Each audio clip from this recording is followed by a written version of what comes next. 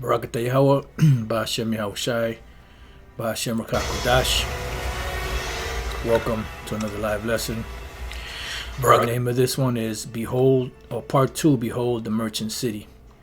We did Part 1 last night, dealing with America being that merchant city, and dealing with how every different empire that ruled had different businesses or different business undertakings, and they had their different merchants in those different times. So Lord's will, this lesson as well will be edifying, as the other one is. I have some of the same scriptures that I had last night, but nothing is really, put in any specific order. I tried to arrange a couple of things here and there just to kind of have some kind of stepping stone, but let the Spirit guide it, and take it where it may. And like I said, Lord's will, this will be an edifying lesson. So pretty much, matter of fact, let's start off with that. Let's go back and bring up that word traffic again, because that was a very good definition. Traffic.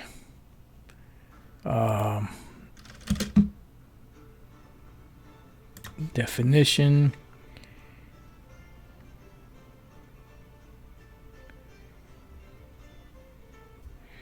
Yeah, there was one on, let me put in Wiktionary.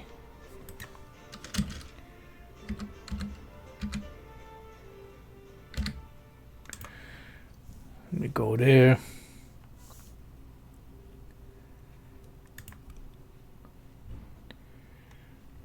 All right, it says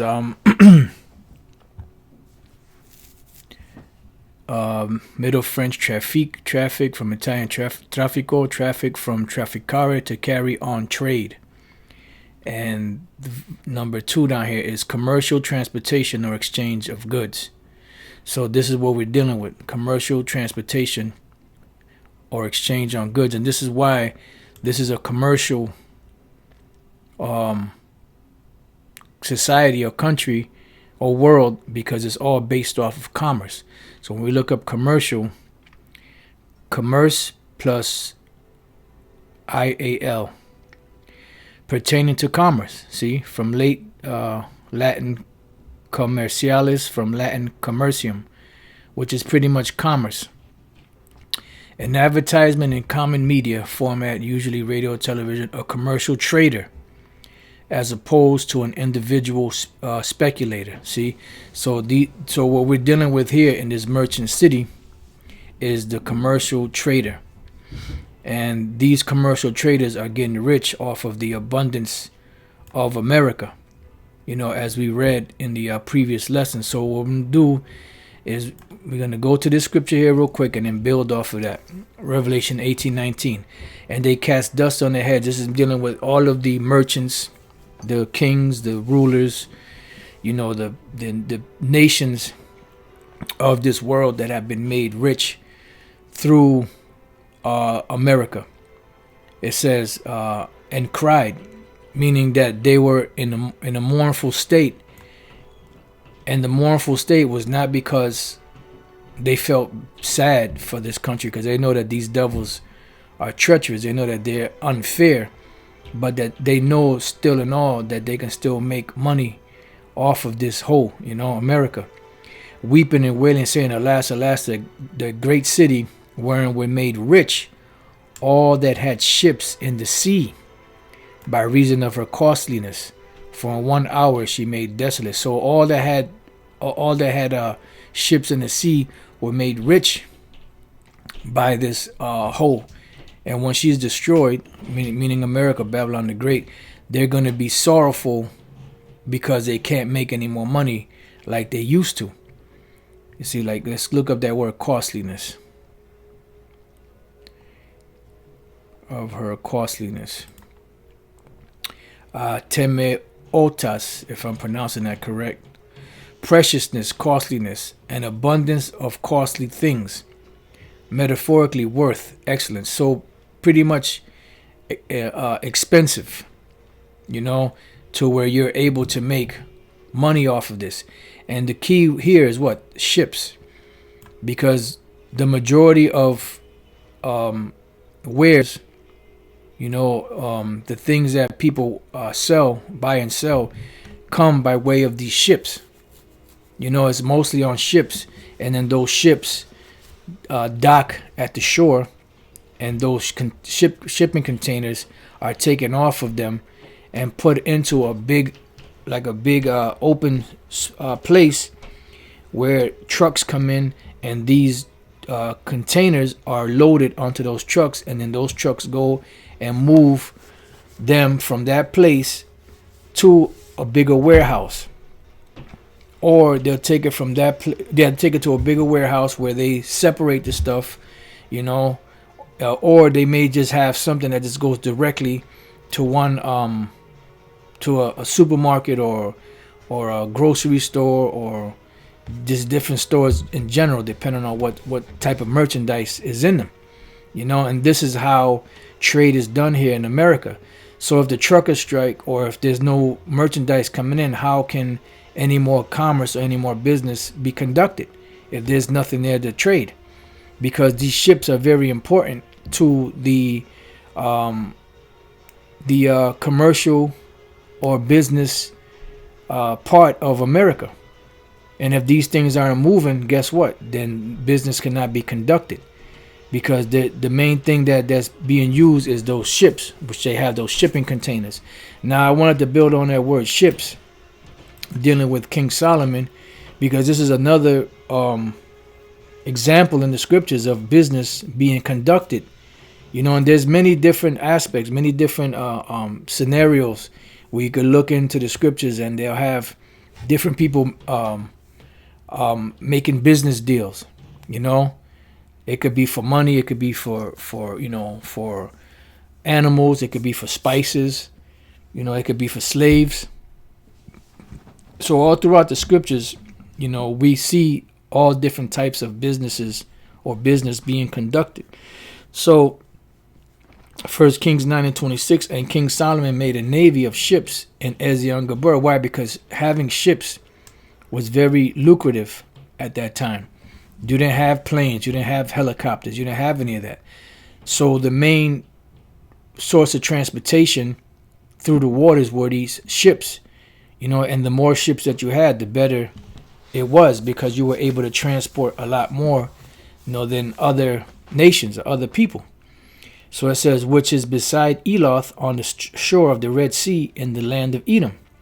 And Hiram sent in the navy his servants. So Hiram had men, he was a Hamite that had men that were experts. He's a shipman that had knowledge of the sea, because they understood the currents and all of that. So they knew how to navigate around like certain storms. They knew how to navigate around certain, straits. And they were knowledgeable of the sea because they knew where things were, because they had ventured out. They had sailed the sea blue, inside joke, but they had sailed and they had experience. That's how, that's how they found out about this side of the world, because they were navigating, through the different currents, and they were going to different places to bring back certain riches. And there was certain places, on the earth where they knew that you could only get these particular commodities from that particular place, and that's why there was a lot of things that were here in America that were precious, that were being brought back to King Solomon. It says, with the servants of Solomon, and they came to Ophir, which they say this is another name for America, the gold of Ophir, and fetched from thence gold 420 talents, and brought it to King Solomon. So this is one of the ways King Solomon was made rich, because remember, he had a very splendid kingdom. So like I said, this is building off of ships. So let's go to the next chapter, 1 Kings 10:21. It says, and all King Solomon's drinking vessels were of gold, and all the vessels of the house of the forest of Lebanon were of pure gold. None were of silver. It was nothing accounted in it in the days of Solomon. So King Solomon was very, very, very rich, you know. And the top precious metal out there is gold. You know, you have palladium, you have different other, you know, precious metals out there, but the scriptures don't speak about those precious metals being more precious than gold or silver. And the most precious is gold, and then under that is silver. But you know, in this society, you have palladium, you have platinum, you know, and they put those up there over gold and silver. It says, for the king had at sea a navy of Tarshish. Now Tarshish is in Spain. You know, it says, with the navy of Hiram. Once in 3 years came the navy of Tarshish, bringing gold and silver, ivory and apes and peacocks. See, and these peacocks were what? Turkeys. You know, they called gallo pavos, something like that, I believe it was. In the I forget what it said in the Hebrew for it, but these were turkeys, and turkeys are not native anywhere else but in the Americas. All right, so you had gold, silver, ivory, and apes and peacocks. So you had many exotic animals here and different things over here that were I guess, for lack of better words, coveted. All right, so King Solomon exceeded all the kings of the earth for riches and for wisdom, because you had these ships that were bringing in all of these precious metals and so on and so forth to King Solomon.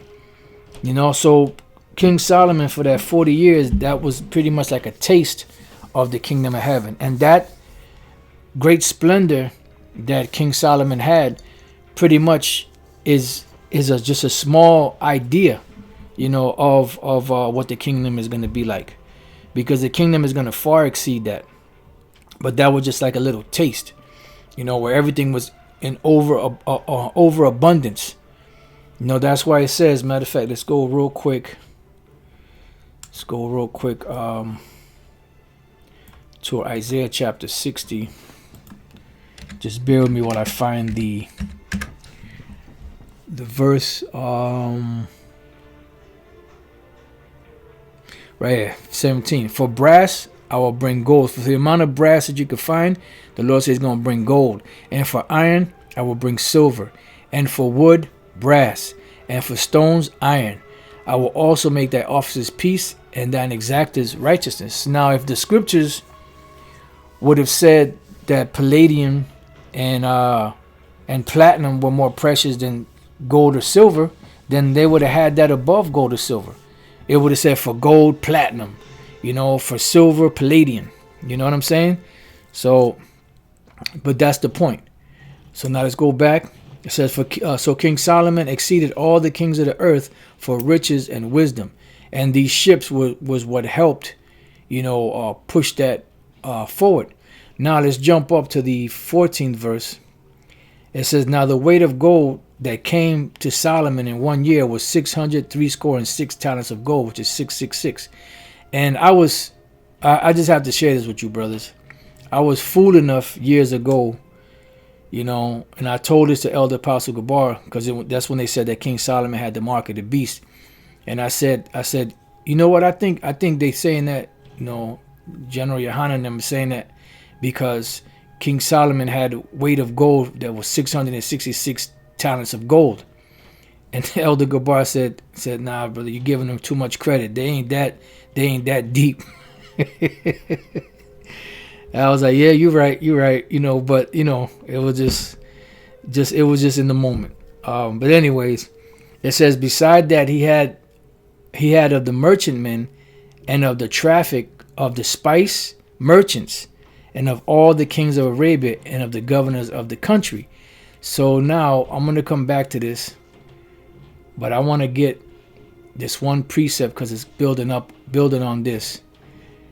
Let's go back and read that again. It says, beside that he had of the merchantmen. So these were men that were experts in trade.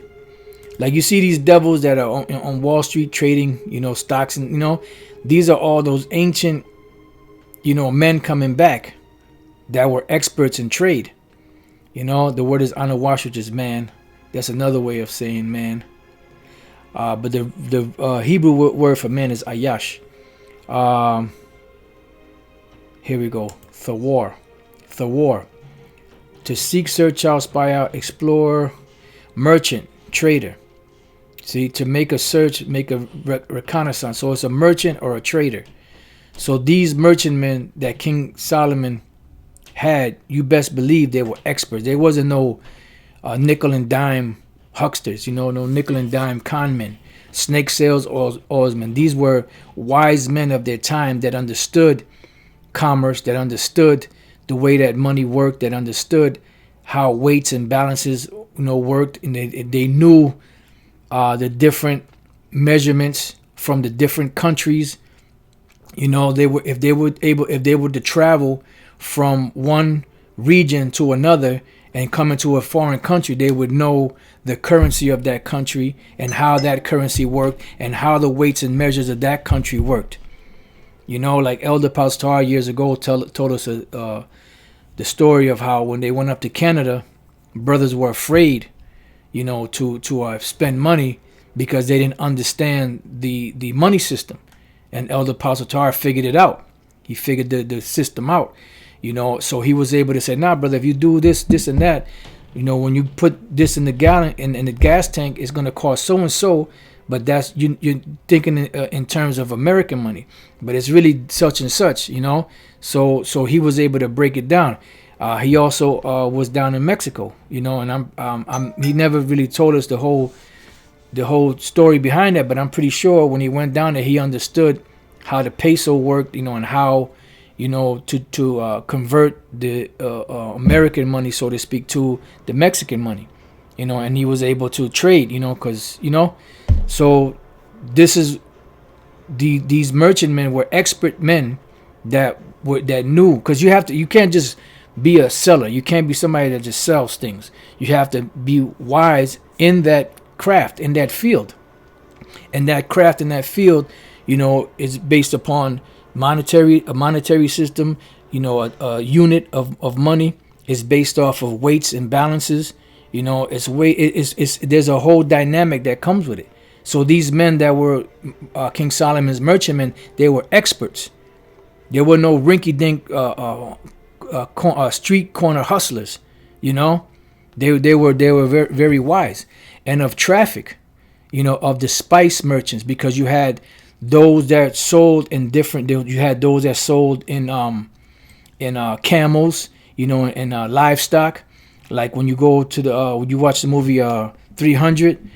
Proximo, he had bought, there was this one dude that would travel with, with a bunch of other people, because there was like a big community of merchantmen that would travel from one country to another through those different trade routes that they had. And this particular individual, he had animals, he had different,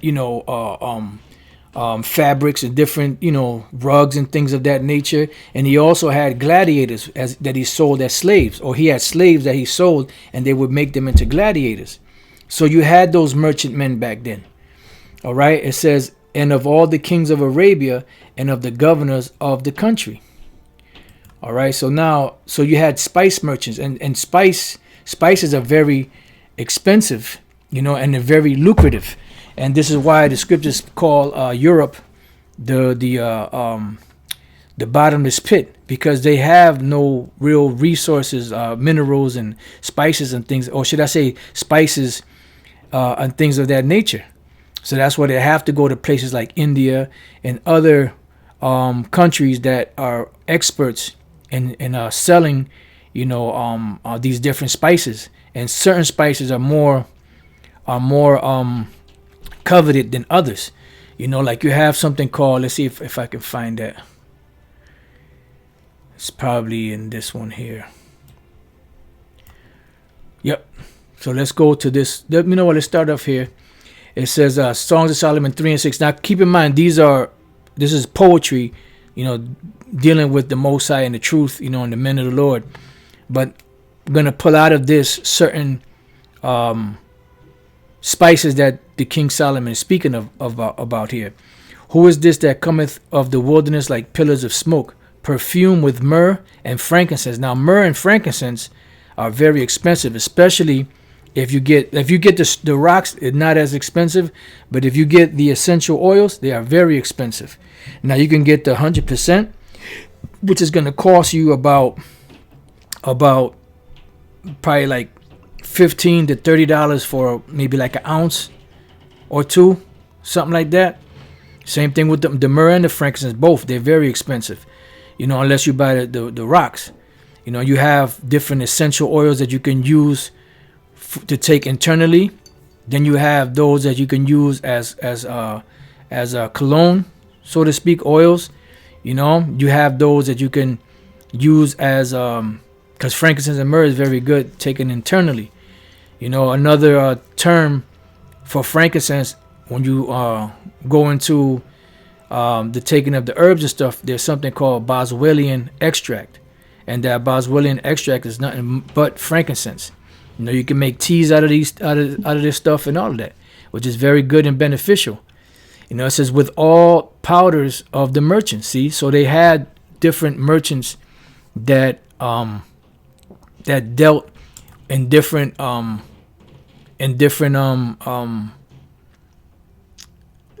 business ventures, depending on what they were experts at. But now I want to get to some of the more coveted ones.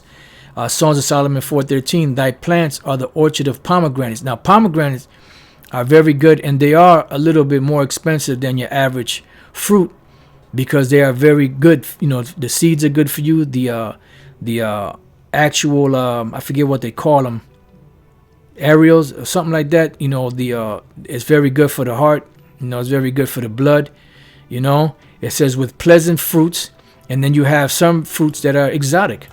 You have camphor, which I looked this up. I thought it was akin to camphor. The other camphor that smells like eucalyptus or peppermint, stuff like that. But they say this is dealing with henna, and that was a big commodity back then. Henna, which was used, mostly by them Ishmaelites to color their beards and their hair, with, because that was like a part of their custom. And it says with spikenard. Now, those of you that know anything about spikenard, that have studied the scriptures, know that when Mary Magdalene came to Yahushua, she anointed him with her tears and with spikenard, which was very expensive and very pleasant smelling, and it was a very distinct scent. That's why when Judas came in, he made that statement. Why wasn't this sold and given to the poor? Because it was a very expensive oil and it was very coveted back then.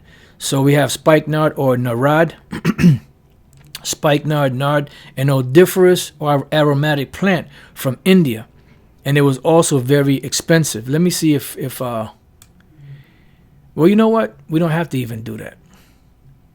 I was gonna go online, but I got it here.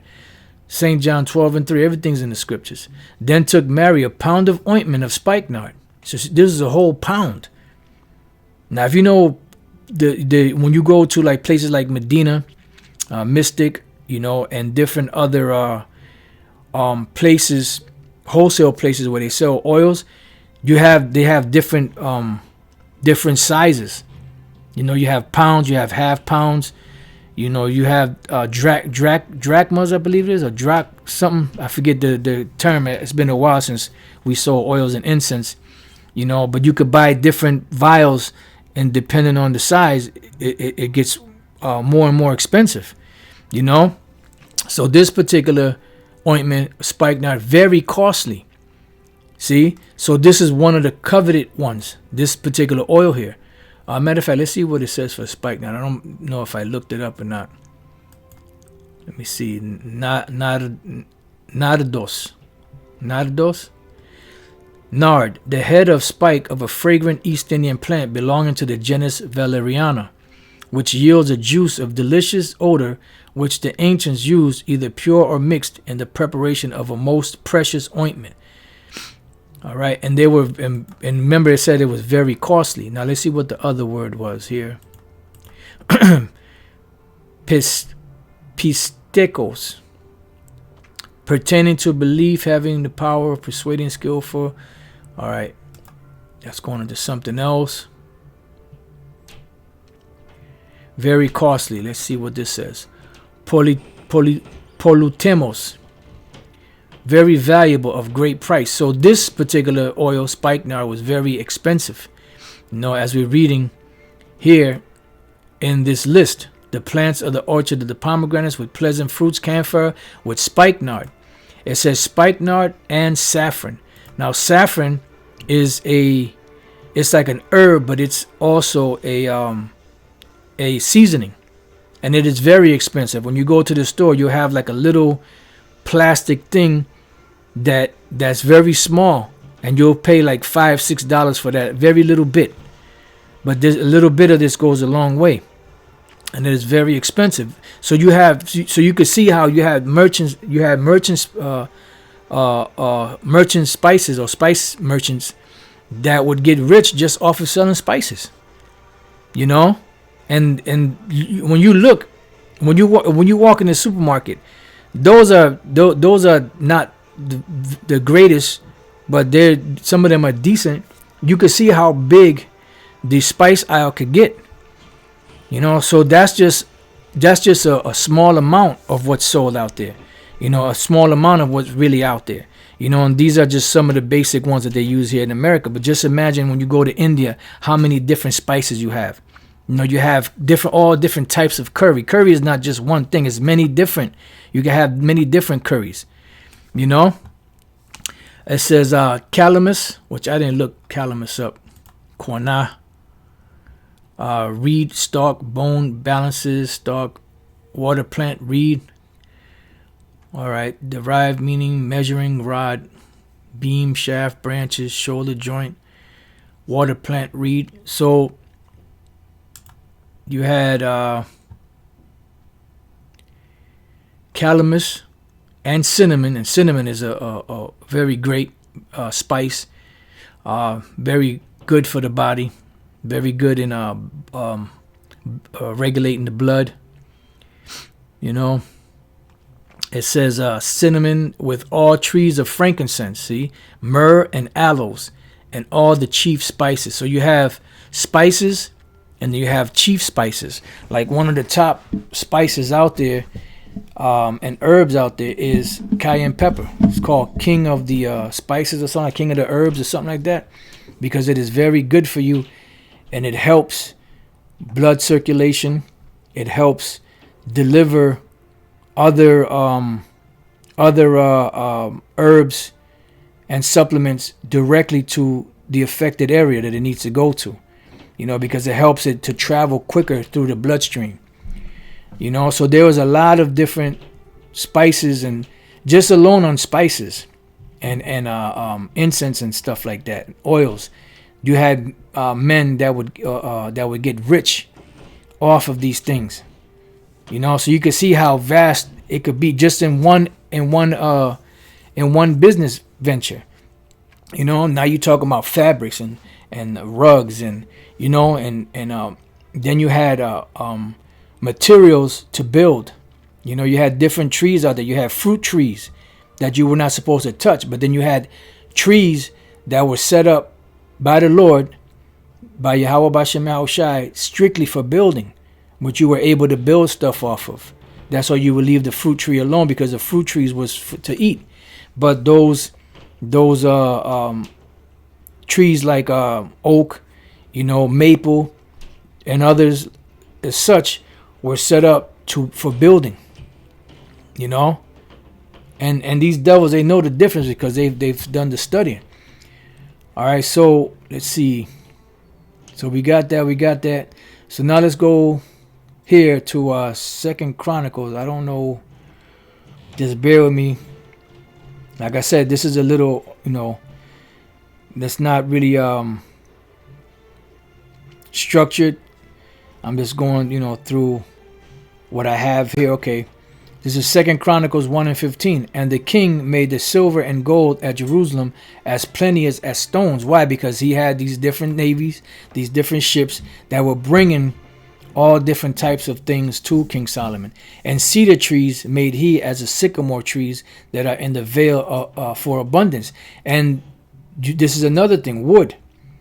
You know, because you have trees. People just look at trees as trees and leaves, and maybe some of them have fruit, you know, acorns or whatever, and that's it. No, man, there's a lot more to it. You have trees you can use for building. You have certain barks from certain trees that are good for medicine, you know, that you could use to heal people. There's certain sap that comes off of these different trees that's very good internally. You know, I mean, I'm not an expert at it, but I know a little something, you know, but I'm not an expert at that. You know, you have to, if you want to get more on that, you have to go to the expert, you know, the expert in that field, which is the elder Yashawamba out there in Dallas. Because he is the expert. That's an inside joke. Not the part about the elder, you know, being wise and that. I'm talking about the part, and he is the expert. That's going into something else. All right, it said, and Solomon had horses brought out of Egypt. And that's another thing. Horses are very expensive, very lucrative. And you have certain species that are more coveted than others. You know, you have those thoroughbreds. You know, there's a reason why you have these devils that pay an exorbitant amount of money for these different horses. You know, is that the Tisdale horses, something like that? You know, brothers know what I'm talking about. You know, those horses that they have that parade, you know, they have like a lot of hair on them, you know. Man, you know, so it's like just on horses alone, there is a big market in a very expensive market on that. When you watch the movie with Denzel Washington and Gene Hackman, it was one of those Navy submarine movies, Crimson Tide, I think it was, if I'm not mistaken. You know, they were speaking about this one particular horse that's from Spain. When it's born, it's black, I believe, and then it turns white. And this is like one of the most expensive, top of the line horses out there. You know? So just in business alone, there's a whole world. You have the world of business. You know, you have a whole world of different merchandise and different, you know, it's just, man, and this is giving us like a small insight into how the kingdom is going to be. Because we're going to have all of these things, you know, and we're going to be open for business, for trade, because these nations are going to constantly be bringing those goods. Oh, man, wow, look at that. It's right here. They're going to be bringing those goods to us. Wow, that's heavy. Spirit be moving, man. Isaiah 60:9, surely the isle shall wait for thee, and the ships of Tarshish first, to bring thy sons from far, their silver and their gold with them. So there's going to be ships in the kingdom. And these devils are going to be bringing, you know, our children. They're going to be bringing gold and silver and different precious things from around the world. You have another business that people don't think about too much, are dyes, different type of dyes. You know, you dye clothing with, you dye different, you know, you can make paint out of this. There's so much to business, you know, there's so much to business. And that's pretty much one of the things that makes the world go round is commerce. Now let's go real quick to Ecclesiastes chapter 10. And then, you know what, let me get to 7, chapter 2. Ecclesiastes 7. Wow, man. 12. For wisdom is a defense and money is a defense. So money is a defense. That's why they call it a hedge fund. Something to hedge you. That's why it says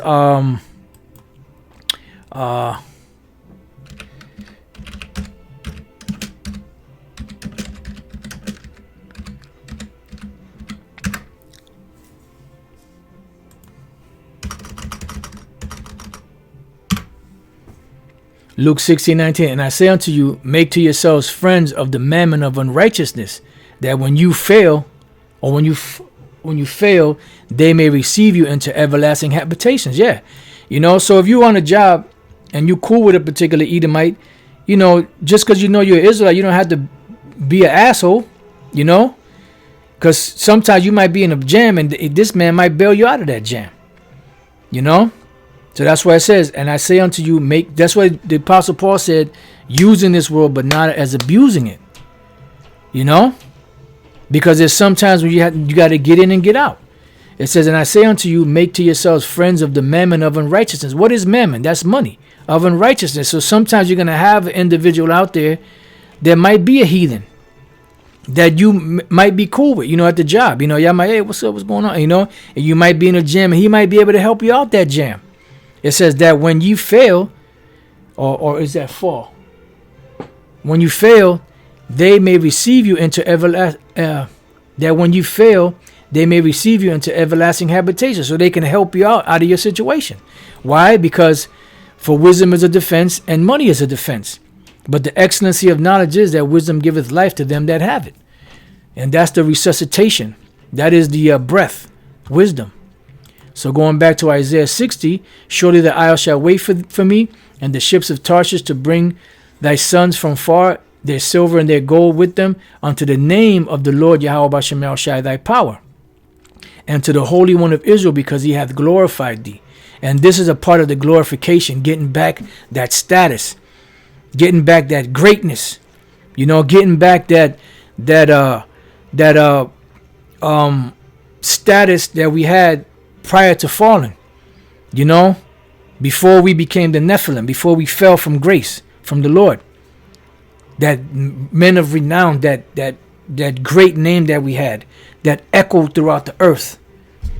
Our names, when the kingdom is established, Yahweh Bashem Yahushai's names as well as ours is going to echo through the galaxies, man, through the universe, everywhere where there's life, everywhere where there's a habitation, we're going to be known about. So this little shit here, this bullshit ass kingdom, this is nothing, man. And this kingdom, you become famous one day, and the next day you're treated like a criminal. Here it is, you flying high in May and then shot down in June. Salaka, that's from a song, a Frank Sinatra song. I can't think of the name of the song, but it's true. You're riding high in May and shot down in June. But in the kingdom, that's not going to be so.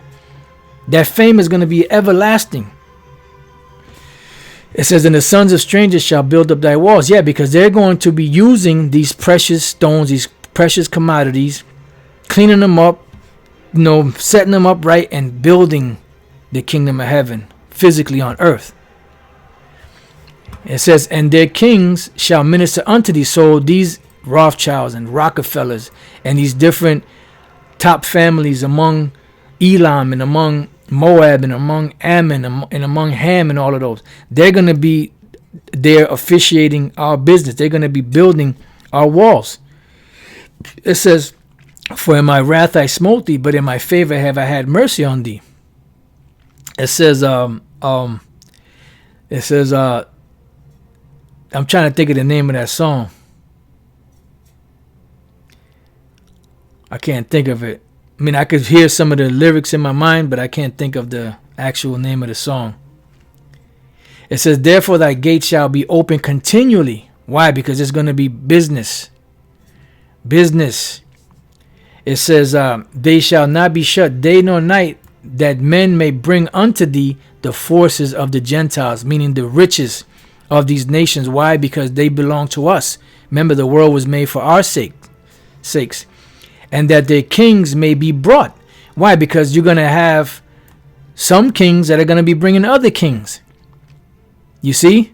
And they're not going to be kings in the kingdom. They're going to be paupers. But at one time, they were riding high in May and shot down in June. It's June. Ain't no microchip. But, and this is going to be beautiful, man. For the nation and kingdom that will not serve thee shall perish. Yea, those nations shall be utterly wasted. The glory of Lebanon, or Lebanon, shall come unto thee. And that's dealing with these different trees, because you have many different exotic trees out there, man. That just give off this scent and this energy, man. But the trees today really can't, they're still doing it, but they really can't give off their full potential because they're being destroyed, man. The fir tree and the pine tree and the box together to beautify the place of my sanctuary, because these particular trees are used for building. And I will make the place of my feet glorious. Why? Because the earth there's the Most High's footstool, and he's going to glorify it once again. He's going to build it back up. He's going to enlarge it. He's going to clean it. He's going to put his vibration back on it. Total righteousness. The sons also of them that afflicted thee shall come bending unto thee, and all they that despise thee shall bow themselves down at the soles of thy feet, and they shall call thee the city of the Lord. Because the Lord said he will dwell with us, and we shall be his sons and his daughters. You know, it says the Zion of the Holy One of Israel, the monument of the Holy One of Israel. You know, whereas thou hast been forsaken and hated, so that no man went through thee, I will make thee an eternal excellency, a joy of many generations. See? And there's going to be an everlasting thing. Remember, Yahweh Shai said, he said, it is my Father's good pleasure to give you the kingdom. Because that's what he said, fear not, thou little flock. It says, thou shalt also suck the milk of the Gentiles, meaning we're going to get their resources. Because land, you know, and cattle equals the milk, mainly the cattle. Because when we read up above that, right here, I started 5. Then thou shalt see and flow together, and thine heart shall fear and be enlarged, because the abundance of the sea shall be converted unto thee. It's going to be brought back to us. The forces of the Gentiles shall come unto thee. This is talking about the actual Gentiles. The multitude of camels shall cover thee. The dromedaries of Midian and Ephraim. What's that? That's dealing with their livestock. Horses, camels, whatever they have. All they from Sheba shall come. They shall bring gold and incense, and they shall show forth the praises of the Most High. All the flocks of Kedar shall be gathered together unto thee. The rams of Nabojoth shall minister unto thee. They shall come up with acceptance on mine altar, and I will glorify the house of my glory. So we're going to get all of these different. It's going to, man.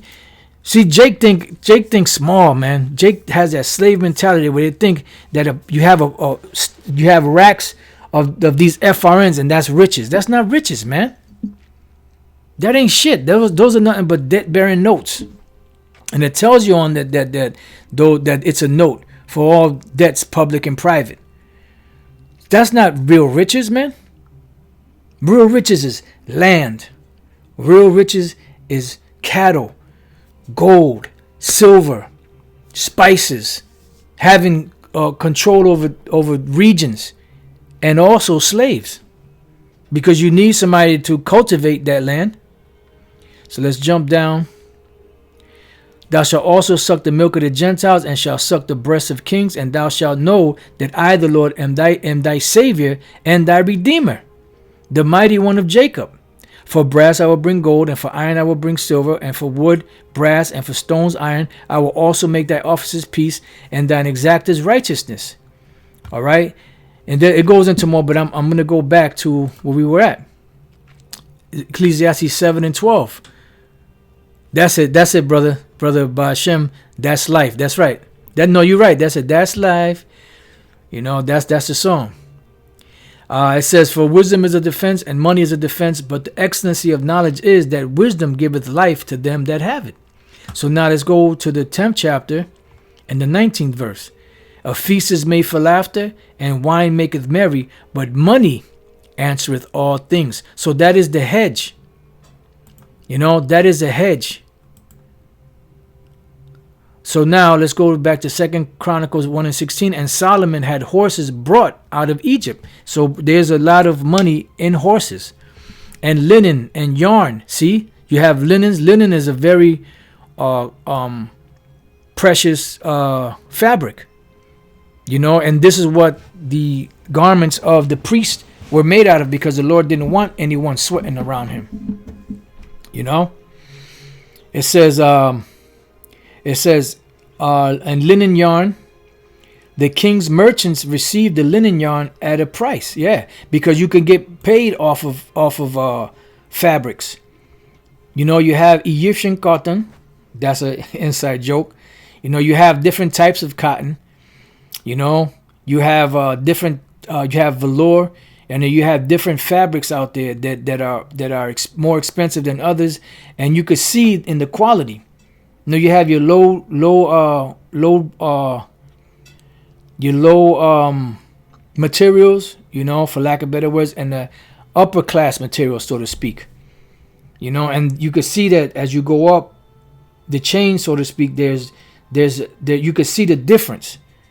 You know, you can see the difference in the quality of the fabric, and that's why you had to pay a lot more for those things.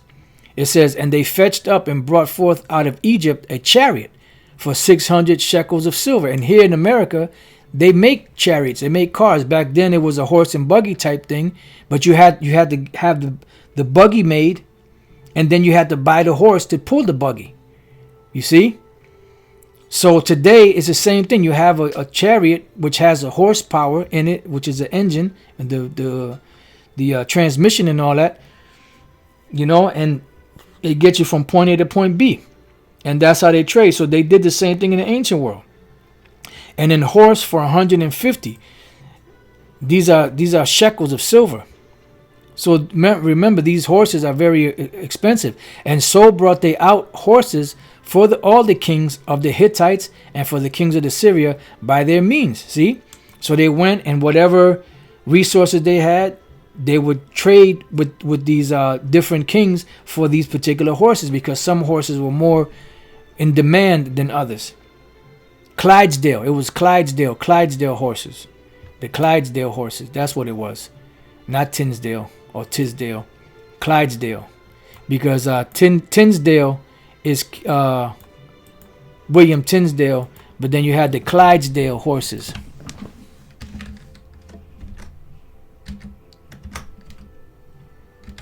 Clydesdale horse. Here we go. And this is top of the line. These are one of the top of the line. I mean, I'm not an expert in horses, but see how they got the nice. Matter of fact, let's open that up.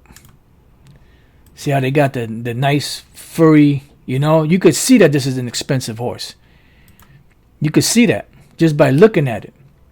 You know, it's well groomed. You know, look at it. Look at the muscles on this. You know, these are very coveted, you know, horses.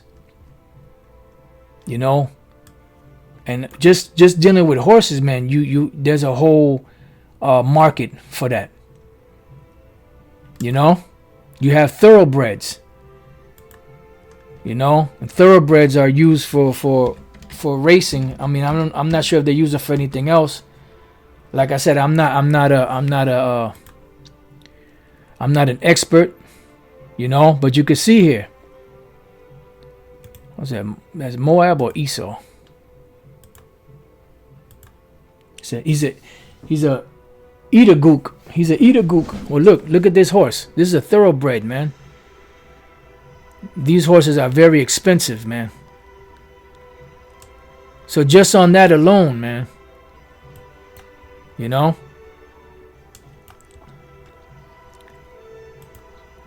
All right, so going back. All right, so that was it on that. Let's see what else we got. 2 Chronicles 9:13. Now the weight of gold that came to Solomon in 1 year was 666 talents of gold, beside that which chapmen and merchants brought.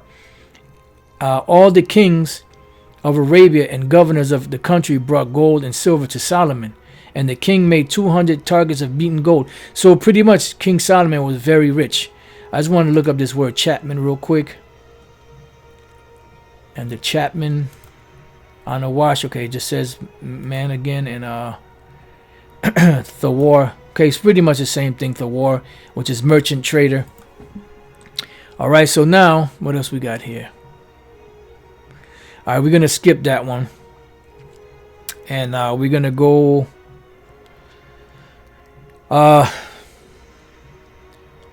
See, I got some more precepts here, but I'm wondering if I should just do another lesson or if just continue on this one. Because let's see how it goes. Let's go to Revelation 18 and 9. It says, I'm sorry, let's start off before I go to that one. Let's go to Ezekiel. We read this yesterday, but let's read it again. Ezekiel 17 and 4. He cropped off the top of his young twigs and carried it into a land of traffic. He set it in a city of merchants. And America today is this great city of merchants. Revelation 18:9, and the kings of the earth who have committed fornication and lived deliciously with her shall bewail her and lament for her when they shall see the smoke of her burning, standing afar off for the fear of her torment, because she's going to be judged. America, Babylon the Great, will be judged for the wickedness that they've done on all levels. Mainly for putting their hands on the children of the Most High, the children of Israel. But also there's many other different things that they've done. It says, saying, alas, alas, that great city Babylon, that mighty city, for in 1 hour is thy judgment come. So it's only going to take 1 hour to wipe this place out. And the merchants of the earth shall weep and mourn over her, for no man buyeth their merchandise anymore. And we were reading through the different chapters in the scriptures of different businesses that can be set up. Money changing is another business. There's many different businesses. The merchandise of gold and silver and precious stones and of pearls and fine linen, which we're reading in different chapters, of these different things. You had the powder merchants, you had the spice merchants, you had those that dealt in livestock, selling and trading livestock, so on and so forth. And fine linen and purple and silk, these are different fabrics, and scarlet, which are different coveted fabrics, and also iron wood, and all manner of vessels of ivory. Then you have, your building materials, all manner of vessels of ivory, and all manner of vessels of most precious wood, and of brass and iron and marble, because you have homes that are built, they have marble floors, they have granite countertops, so on and so forth, and cinnamon and odors and ointments, the different spices, the different oils, the different ointments and frankincense and wine, because you have a variety of wines and oil. You have olive oils, and you have olive oils from all throughout the Mediterranean region and others, and from other places, and fine flour and wheat and beasts and sheep and horses. See, so there's beasts and sheep and horses that are sold here. It says, and chariots, and today the modern day chariot is what? Is the car, whether it's an SUV or a regular sedan or whatever the case may be. And slaves and souls of men. So even slaves and souls of men are sold here. You have trafficking going on. Pedogate, Pizzagate, or you have prostitution rings, homosexual. I mean, I don't know if they traffic homosexuals like that. I don't know, but you never know, man. So they have all different types of which they probably wouldn't mind it anyway. You have all different types of business going on here in America, and this is why this is that great city. It says, and the fruits that thy soul lusted after are departed from thee, and all things which were dainty and goodly are departed from thee, and thou shalt find them no more at all, because the scriptures say, when they are about to fill their belly, the Most High shall rain upon them while they're eating. The merchants of these things which were made rich by her shall stand afar off for the fear of her torment, weeping and wailing, and saying, alas, alas, that great city that was clothed in fine linen and purple and scarlet and decked with gold and precious stones and pearls. Why? Because they're not going to be able to sell anymore. For in 1 hour so great riches is come to naught. And every shipmaster, now let's look up this word shipmaster real quick. Trying to move along. Shipmaster is kubernatas, which is where you get the word government from, which is steersman, helmsman, sailing master. So these are men that steer ships. So the shipmen, every shipmaster and all company in ships. See, because you have the shipmaster and you have a company of ships. It's not just one ship. There's a fleet of ships. When you go to these different ports, you have all different types of ships to where they have to wait in line so that one can offload his burden, and then the next one comes in and offloads, and then the next one and the next one, so on and so forth. And sailors and as many as trade by sea stood afar off. So there's a great trading that takes place by sea through this merchant city. Let's look up the word trade. Ergazomi. It says to work, labor, do work, to trade, to make gains by trading, do business. And this is what's going on. Go back. It says, and as many as trade by sea stood afar off and cried when they saw the smoke of her burning, saying, what city is like unto this great city? And why is that? Because the way that America had got her riches was not by right. So let's go to a couple of precepts. Let's see, Isaiah 23 and the 11. It says, he stretched out his hand over the sea. He shook the kingdoms. The Lord hath given a commandment against the merchant city to destroy the strongholds thereof, and America will be destroyed. Now this particular, because you had you had Tyree, but this applies to America today. So the Lord is going to destroy this merchant city known as America. Now let's go from there to Isaiah. When you put all the scriptures together, of course, 47 and 15 to go to the point. It says, I started at 14. Behold, they shall be as stubble, the fire shall burn them. They shall not deliver themselves from the power of the flame. There shall not be a coal to warm at, nor fire to sit before it.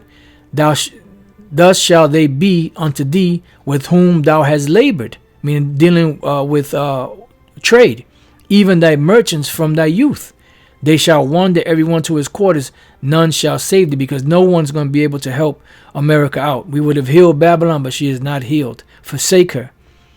Let's go from there to Nahum 3 and straight to the point. I start at 15. There shall the fire devour thee, the sword shall cut thee off, it shall eat thee up like the cankerworm. Make thyself many as a cankerworm, make thyself as a locust. Thou hast multiplied thy merchants above the stars of heaven. The cankerworm spoileth and flieth away. So America has multiplied her merchants above the stars of heaven. Because what nation does not do business here? Unless it's a poor nation that doesn't have anything to trade. But for the most part, all the heavy hitters, man, all the movers and the shakers of the world, they come here to do business. Every businessman on the earth comes here to do their business, whether they like America or not, because it's not about liking them, it's about making that money. They set their emotions aside. Their emotions are caught up in this. Inside joke, meaning in the money. It says, thou hast multiplied thy merchants above the stars of heaven, the cankerworm spoileth and flieth away. Let's go from there to Ezekiel 28 and 18, and then we'll finish off in Revelation. It says, I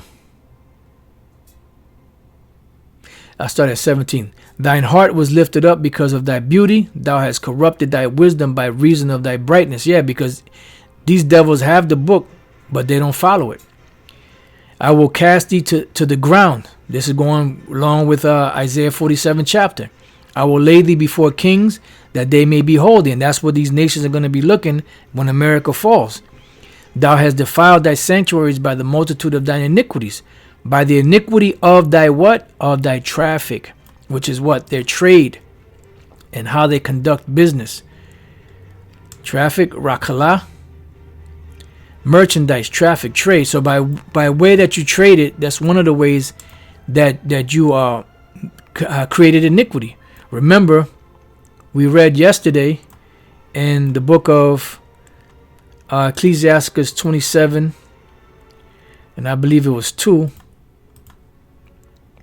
It says, as a nail sticketh fast between a joint of stones, just like you could stick a nail between two stones and it'll go in and you won't be able to get it out, so doth sin stick close between buying and selling. And that's what's going on in this country.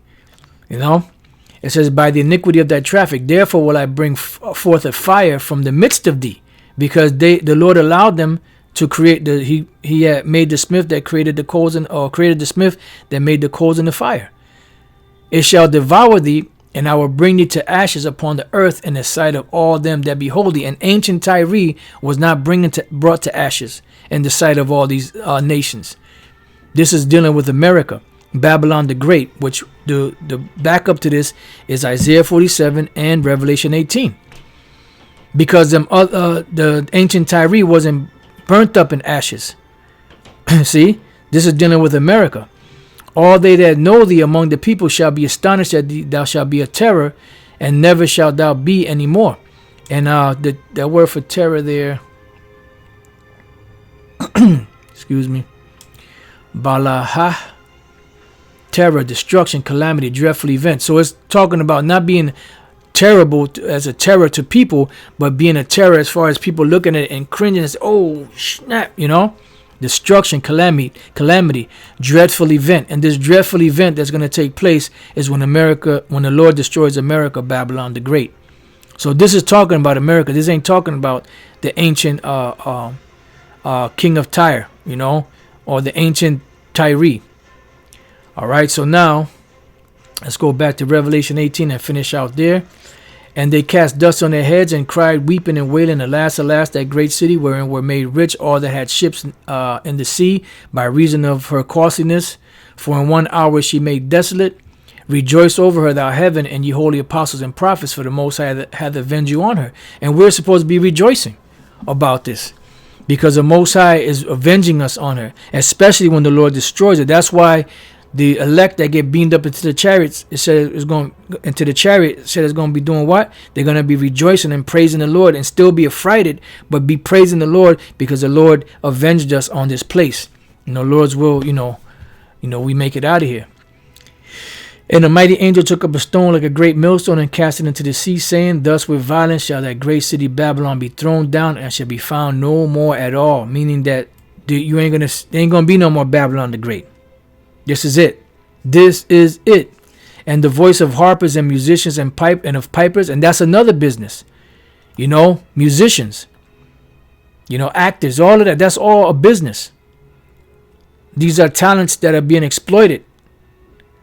It says, and trumpeters shall be heard no more at all in thee, and no craftsman of whatsoever craft he be. You have those that build cabinets, build cars, build machinery, build planes, and and helicopters and tanks and all of that.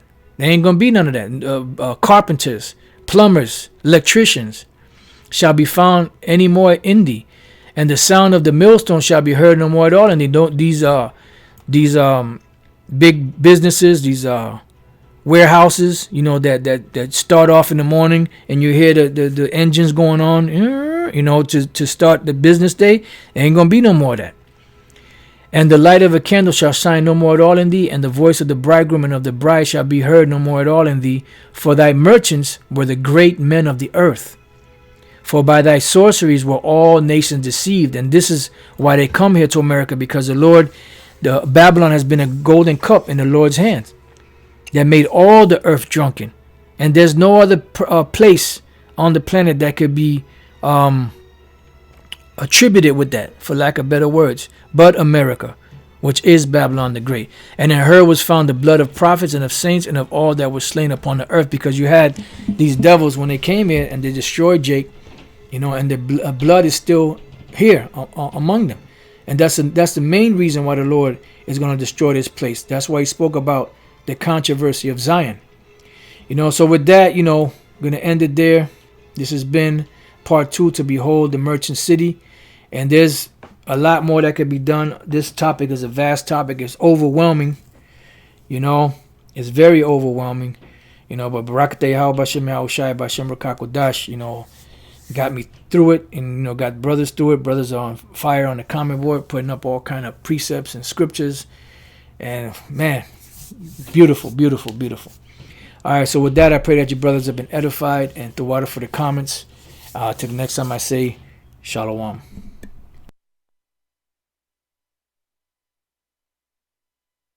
Of that traffic, therefore will I bring forth a fire from the midst of thee, because the Lord allowed them to create he had made the smith that created the coals, or created the smith that made the coals in the fire. It shall devour thee, and I will bring thee to ashes upon the earth in the sight of all them that behold thee. And ancient Tyre was not brought to ashes in the sight of all these nations.